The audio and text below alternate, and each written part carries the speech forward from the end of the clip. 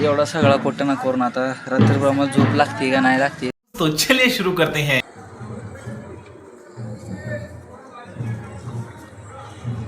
ही काय विषय तुम्हाला सांगतोय की टाकीपासून साधारणपणे 4-4.5 किलोमीटर आलोय. माझा मोबाईल मागाशी स्विच ऑफ होता, त्यावेळेस पॉवर बँक चार्जिंग लावली होती. आता पॉवर बँक बी स्विच ऑफ आहे, दुसरा मोबाईल बी स्विच ऑफ आहे. मग आता मी काय केले, मी आणि प्रवीण तिथनं 4.5 किलोमीटर अंतर चालत आलो. इथं कोणाचं दुकान आहे काय माहीत नाही, पण एक 7-8 दुकानं पालती घातली, परत देवळं बिवळं पालती घातली. तेव्हा आम्हाला एक चार्जिंगचा पॉईंट मिळाला, तुम्हाला दाखवते. ही चार्जिंगचा पॉईंट गावलेला आहे, त्याला अशी पॉवर बँक इथं जोडली. तिथनं मग इथं खाली प्रवीणचा मोबाईल लावला. एवढा सगळा कोटना करून आता रात्रभर मला झोप लागते का नाही लागते, झोपीस काय माहीत नाही.